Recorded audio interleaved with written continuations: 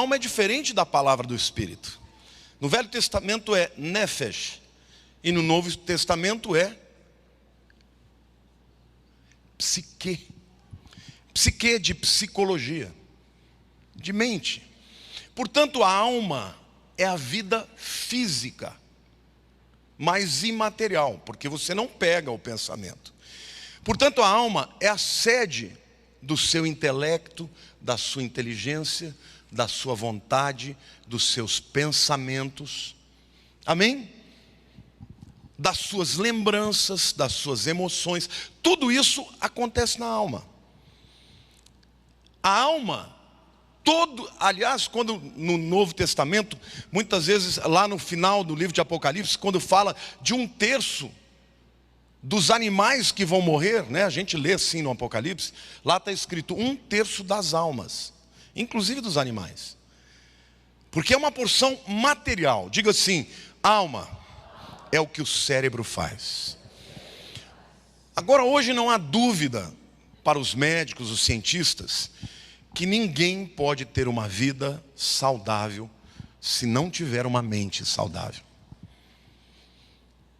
A Organização Mundial de Saúde diz que mais de 80% dos cânceres são provocados pelos problemas do cérebro, por causa de um cérebro que está em distúrbio e que vive em agonia e sofrimento.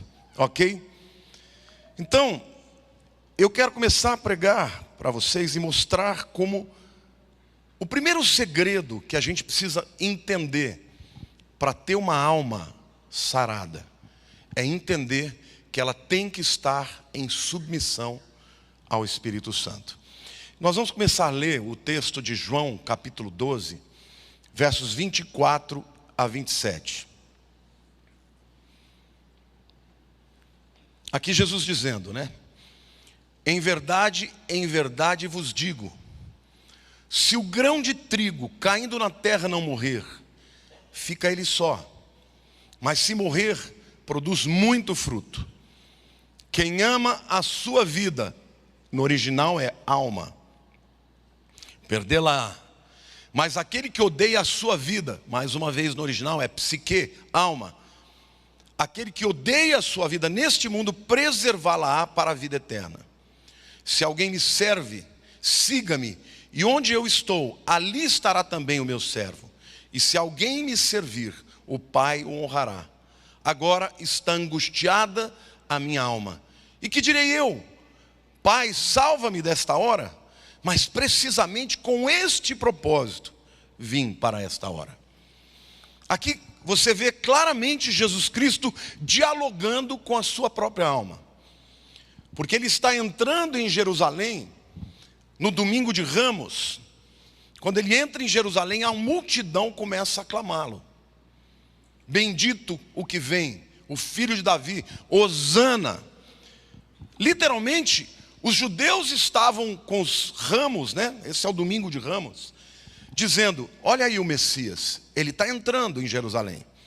Então era como se a alma dele tivesse falando com ele: mas eu não posso morrer, eles me querem como rei, eles me querem como Messias. Isso era a alma dele.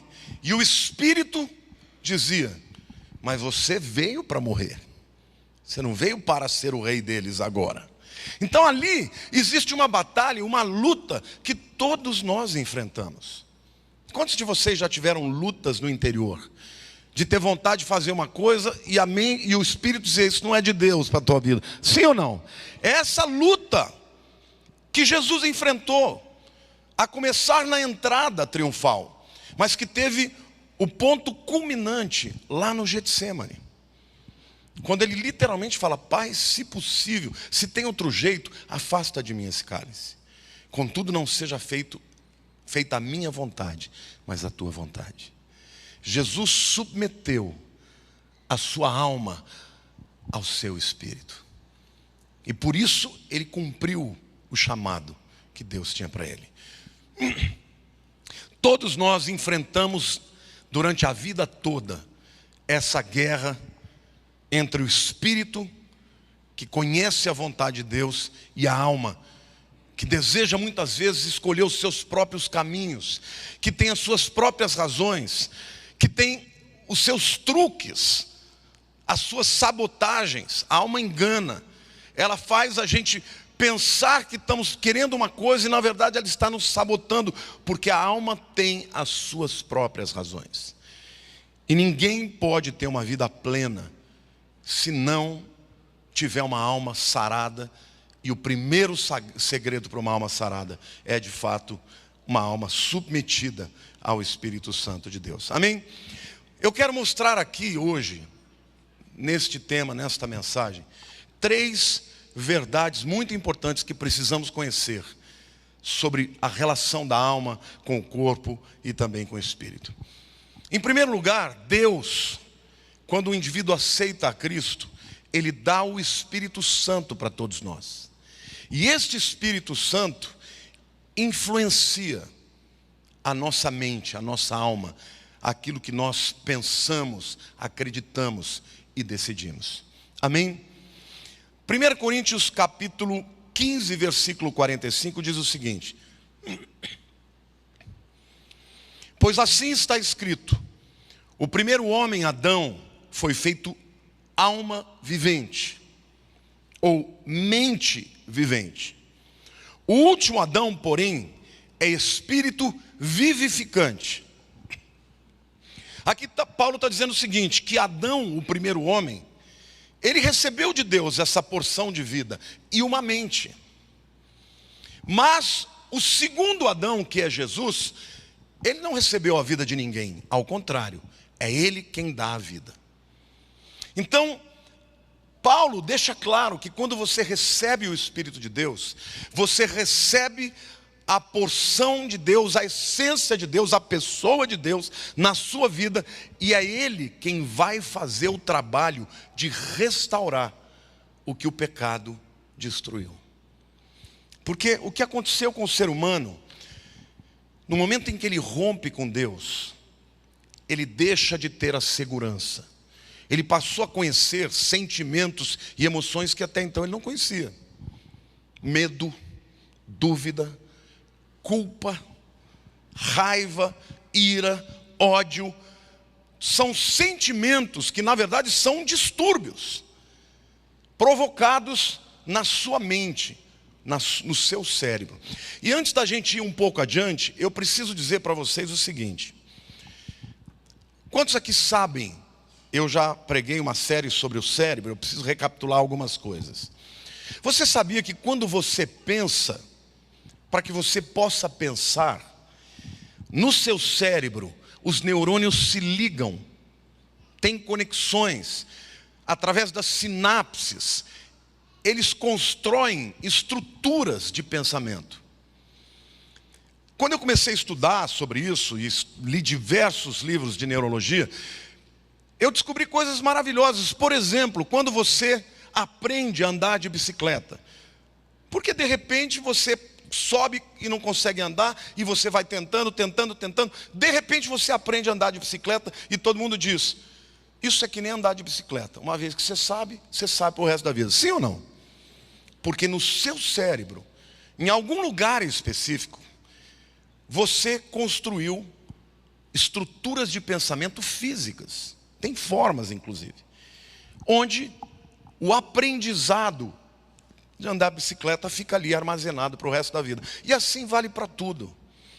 Por exemplo, quando você pensa racionalmente, e se você estivesse debaixo de um exame, por exemplo, de imagem, você veria o seu neocórtex, todo ele iluminado.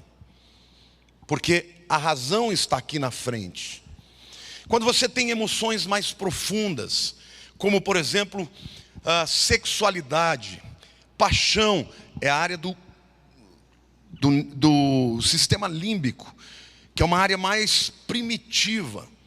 É a área que determina, por exemplo, sentimentos que você não explica tanto, mas tudo isso forma ligações e conexões físicas. Se o indivíduo fizer uma lobotomia, por exemplo, ele deixa de ser psicótico. Existem tratamentos para o indivíduo que é psicótico. Quem é o psicótico? O psicótico é aquele indivíduo que faz as piores barbaridades sem ter nenhuma culpa. Ele está completamente distanciado daquilo. Ele mata e olha e fala, matei. E hoje, na França, por exemplo, você tem tratamento em que você faz uma lobotomia, corta uma determinada área do cérebro, o indivíduo tem um pequeno rebaixamento intelectual, mas nunca mais tem vontade de matar ninguém. Então, literalmente, a sua alma é o que o seu cérebro faz. E o que a gente percebe é que muitas vezes nós somos dominados por ela e não deixamos que o Espírito Santo domine a nossa alma. Então, meu querido, diga para a pessoa do teu lado. Outro dia brincaram no Face, né? Que tem um pastor aí, como é que chamam? Que não pede para ninguém falar o que é. Mas eu gosto de mandar repetir, porque isso é bom para você guardar. Diga para a pessoa do teu lado, o seu cérebro é um instrumento poderoso que Deus te deu, mas você precisa fazer com que ele seja submetido ao Espírito Santo de Deus. Amém, querido? Não existe restauração da nossa alma, da nossa mente, se não for através da atuação do Espírito Santo. Quanto mais obedecemos à voz do Espírito, menos nos tornamos cativos à nossa mente, aos nossos sentimentos, às nossas emoções. A segunda verdade que eu quero dizer para vocês é que, da mesma forma que o Espírito influencia a todos nós que nos submetemos a Ele, a alma também influencia a si mesma. É por isso que a gente fala com a gente mesmo. Davi dizia, ó minha alma, porque está batida, espere em Deus. O cérebro é o único órgão do nosso corpo que é autoconsciente. Você já viu o estômago falar para ele, para de doer? Ele não faz isso. Quem controla o estômago é a alma, é o cérebro, é a mente. Agora, a alma, ela traz influências, ou positivas ou negativas, para todos nós. Ela nos leva a tomar decisões acertadas ou erradas. Quando a palavra de Deus diz lá em Provérbios 27, 4, ela diz o seguinte: cruel é o furor, impetuosa a ira, mas quem pode resistir à inveja? Deixa eu fazer uma pergunta aqui. Quantos aqui já ficaram furiosos? Qual a sensação que você tem depois que a fúria passa? Qual é? Quantos sentiram culpa? Remorso? Não é? Mas por que a gente fez então? É o cérebro, é a mente, é a alma que está influenciando as suas decisões. Literalmente, alguma coisa se tornou um gatilho para aquela explosão acontecer. Pode ser uma lembrança de dor, de tristeza, uma lembrança de algo que te fizeram, que você se sentiu, sabe, profundamente vilipendiado, usado.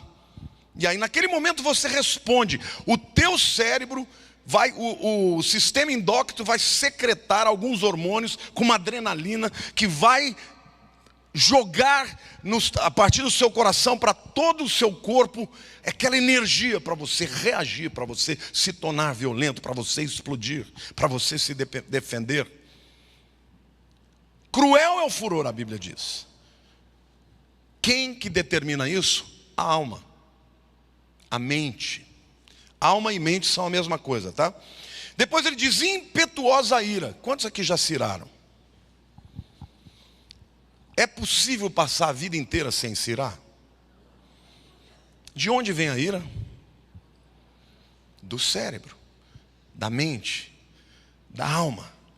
E aí ele diz a terceira resposta, que é subproduto da mente, da alma, da influência direta da alma nas nossas decisões, que é a inveja. Ele diz assim: cruel é o furor, impetuosa é a ira. Mas quem pode resistir à inveja? Quem aqui já sentiu inveja? É interessante, as pessoas falam, as pessoas falam, quem aqui já ficou furioso? Todo mundo levanta a mão. Quem aqui já ficou